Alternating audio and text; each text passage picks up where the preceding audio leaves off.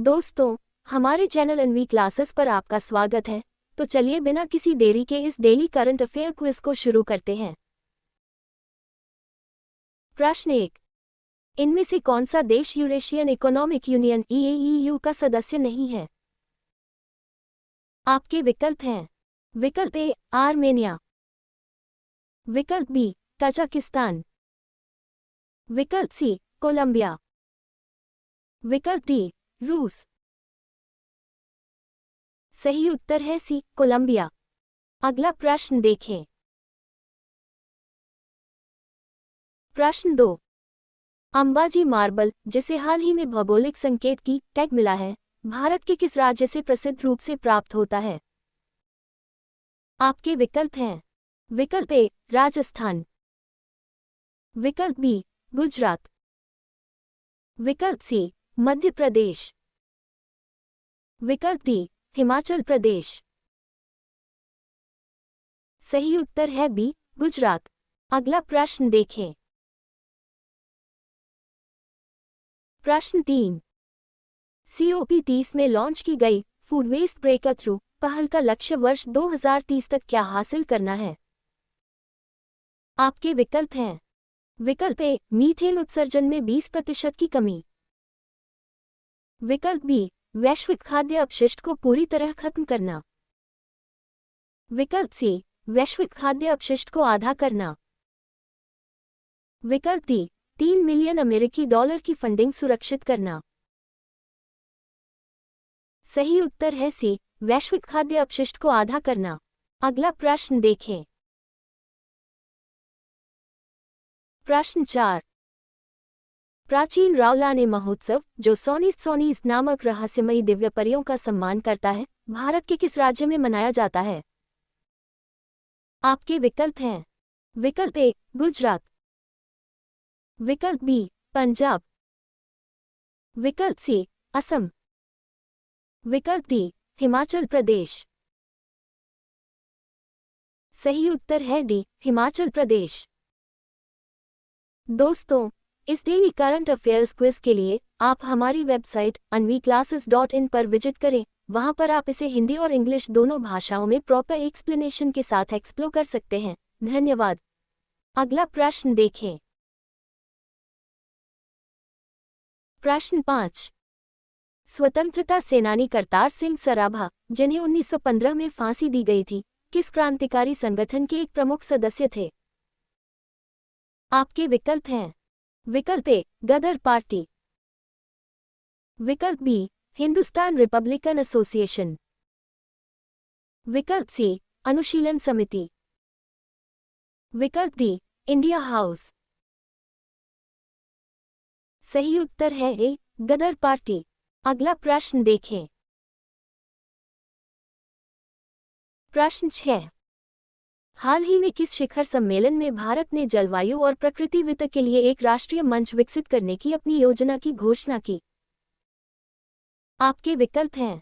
विकल्प ए बाकू में COP29, विकल्प बी बेलेम, ब्राजील में COP30, विकल्प सी रियो में G20 शिखर सम्मेलन, विकल्प डी कैंकन में UNFCCC बैठक। सही उत्तर है बी बेलेम, ब्राजील में COP30। अगला प्रश्न देखें। प्रश्न 7। खाद्य और कृषि संगठन की हालिया रिपोर्ट के अनुसार 1991 से 2023 के बीच आपदाओं से कृषि क्षेत्र को लगभग कितने अमेरिकी डॉलर का नुकसान हुआ? आपके विकल्प हैं।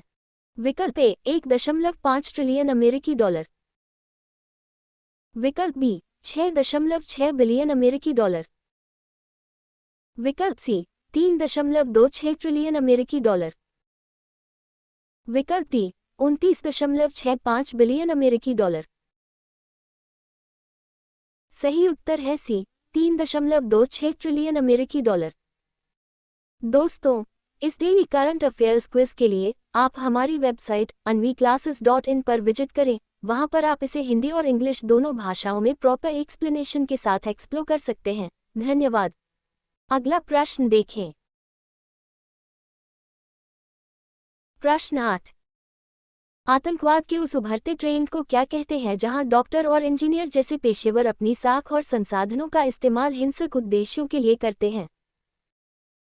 आपके विकल्प हैं। विकल्प ए, लोन वुल्फ आतंकवाद। विकल्प बी, स्लीपर सेल आतंकवाद।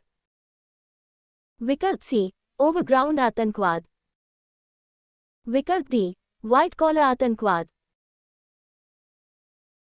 सही उत्तर है डी, व्हाइट कॉलर आतंकवाद। अगला प्रश्न देखें। प्रश्न 9। हाल ही में खबरों में रहे विवादित सेनकाकू द्वीप किस जल निकाय में स्थित है? आपके विकल्प हैं। विकल्प ए, जापान सागर।